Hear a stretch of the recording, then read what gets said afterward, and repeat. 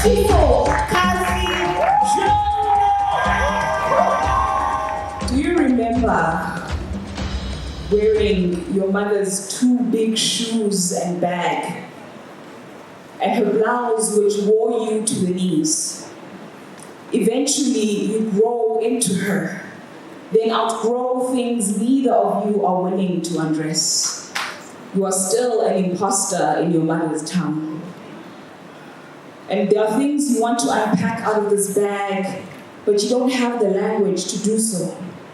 When you write in Siphokazi, you feel as if everyone is looking at how tight and narrow English is on your feet, rubbing you so raw you are now a bone out of place, a bunion of cultures and war.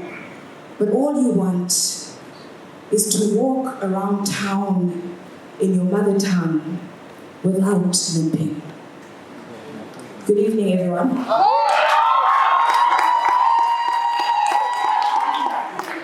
Thank you so much. It is a dream to be here. It is truly, truly such a blessing that we made it. We had some drama getting here, but thank you. It has been so warm. I'm waiting for my fried rice, plantains, and chicken. And then it's down, like it's on.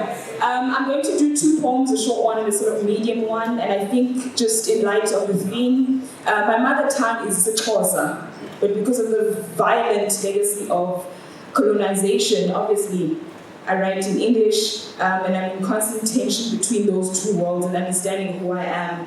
And I've started writing in Xhosa more and more and more, and it's a journey. But I want to tell you a little bit about that journey. I'm going to do two poems. The first one is called Making Bread. The second one is on migration. Right, it was written for a project in the UK thinking about migration from different countries. Will you be offended if I read it from my phone? No! Okay, thank you.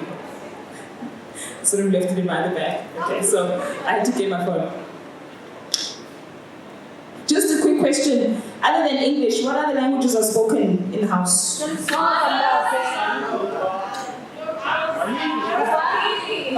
alright. So we all have a sense of, alright, some sense of being a polyglot, alright.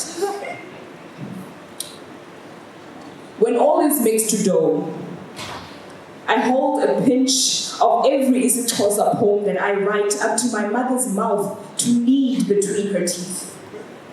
We deliberate on dry ingredients. This idiom here, this translation there, these puns here, and those ones there. But she is mum on my substitution of self-rising flour for yeast, knows it is the best I can do in the circumstance of a tongue baked in surrogacy.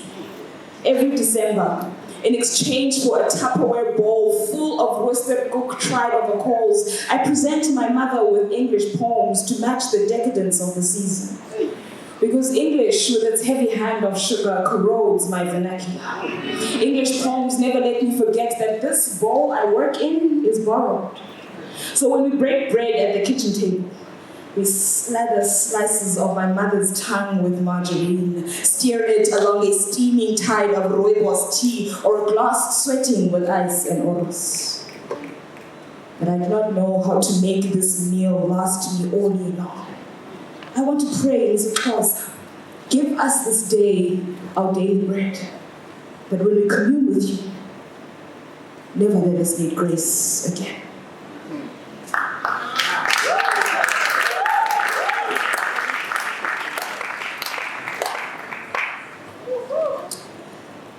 This poem is called Home Recipes, Appetizers and Snacks, Samosas. So it's just in honor of our Muslim communities and just the story of migration and loss of language. Garam masala seasons the air and summons us from every room in the house into the kitchen door. And adhan calling us to ritual in fragrant song. We congregate around my grandmother's table like cumin, coriander, and bruised bay leaves. The mortar and pestle of her voice can grind truth out of a reluctant mouth. We are converted in this gathering. Black cardamom seeds broken open by the press of laughter. Aunts, mothers, and daughters who smell of smoke and ghee. Grandmother hums in arthritis, hollows out the slopes of all-purpose flour, then invites us to fill it with confession. Bring the flour to the water, she says. This is how she taught us to make pastry, by quenching the flour and salt with water. To knead is to pray with both your hands, knuckles kneeling in the dough. I watch these older women subdue their wounds with a rolling pin, wounds that do not translate into the new language when crossing seas into new countries. They repurpose strips of dough into bandages and seal the evidence with paste. Grandmother folds the strips into triangles. She passes the soft pyramid over to me like an heirloom and finds me patient with spoonfuls of mashed potatoes and peas. Between the two of us, the body of a samosa takes its shape. This is how we have cooked for generations. This is also how I stuff my accent and my skin inside my best English. A lunchbox that breathes masala into closed spaces. I've learned not to stomach our food in public. To do so is to air the pungent history which follows me out of the womb, through the kitchen door, into the world where my vernacular is suspicious. It smells like another country, they say.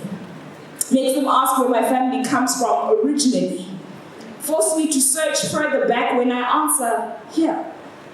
A world that insults me by names that my mother and father did not dish out for me at birth. I want to unpack what fills my pockets. The burden I cannot put anywhere else but between my grandmother's knuckles inflamed with prayer.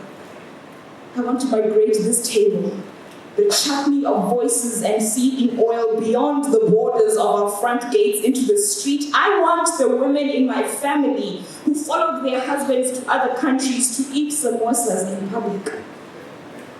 I'm making the crisp of gold brown skin blistered by heat with their teeth, to expose their entrails and tell their own fortune, to negotiate the names which they brought with the names they cook for themselves, to guess and improvise at what no longer serves us in this recipe, to guess at the pinch or the size of a pinch, the depth of deep fried, the length of a strip. Home will take its shape from how we need English with our tongues or not.